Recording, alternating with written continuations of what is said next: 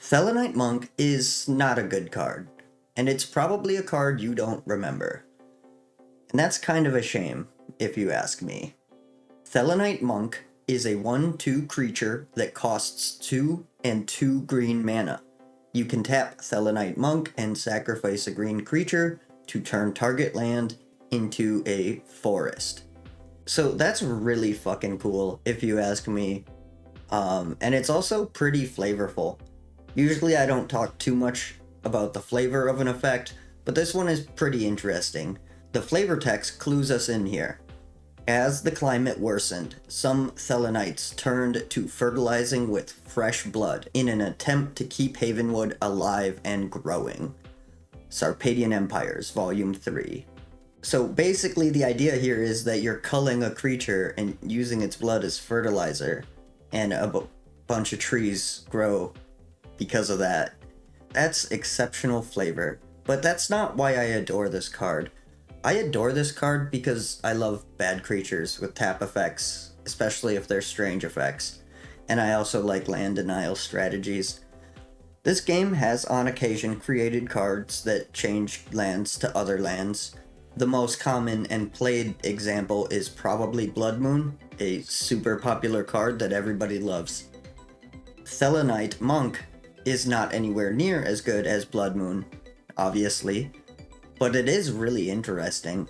Now, I'm no game designer, but in my opinion, pushing some more power into green turning lands into forests would have been really fucking interesting. But I suppose if you want to avoid having to discuss layers, staying away from effects like this is probably a good idea. It's also similar to Gaia's Liege, another really interesting green card that I love that really sucks. Gaia's Liege tells you its game plan on the card. Turn their lands into forests, then hit them in the face with a big old green spirit avatar-like thing. Unfortunately, that's kinda hard to make work in a world of uncommon land destruction. Thelonite Monk is a more efficient version of this, but it's still really bad. That disappoints me because I genuinely think this effect is super fucking funny and really interesting.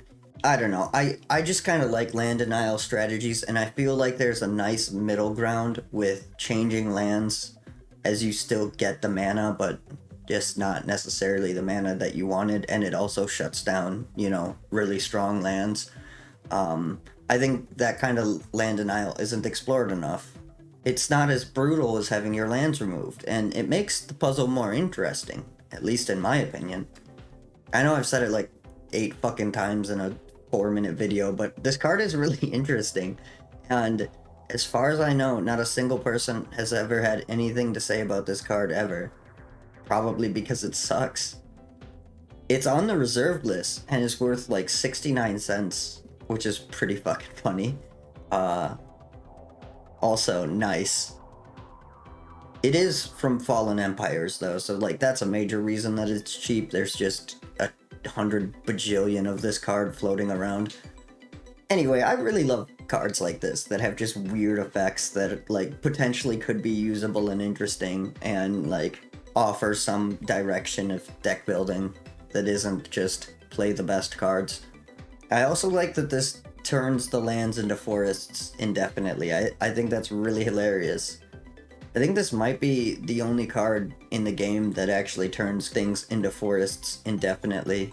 Gaia's Liege only keeps them forest while it's on the field, and later versions of this effect, like Orcish Farmer and Slimy Kavu, only do it until end of turn. Still funny, but way less useful in my opinion. I guess I don't know what else to say here. This is just a card that I really think is interesting and nobody has ever given a shit about it ever, and I kind of think that's a bummer. I don't know why I'm so captivated by this effect, but I think it's just so interesting and fun. It's a shame this like never got the chance to be decent. What do you guys think? Do you think cards like this are just stupid and not even worth thinking about?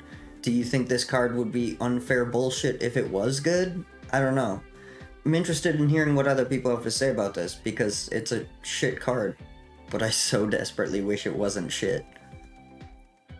But yeah, alright, let's talk about the art so you can get on with your day. Thelonite Monk was illustrated by Brian Walkwitz, and I think this art bangs hard as fuck. This is the silliest and scariest mantis person I've ever seen, and I think that's wonderful. The flavor of this card is so good, and the art really helps with it. This thing is scary and alien. Probably not willing to hear you out. I'd stay away from it if I ran into this in the forest, as it's just cutting things up and spreading its blood around. I do think it should have been a 2/2, but that's neither here nor there. Yeah, I don't know. I really like the art. I guess I don't have much to say about it. I do think it's really sweet. Alright, yeah. I was excited to glaze this card, and then it came time to open my mouth about it, and that's all that came out. I think this is fun to think about, and I think it's an interesting effect, and it makes me wonder why they didn't explore it more. I'd like to hear your thoughts in the comments. I guess you can also like the video if you liked it. As always, you can subscribe if you give a shit. But either way, I hope you have a magical day. Thanks for watching.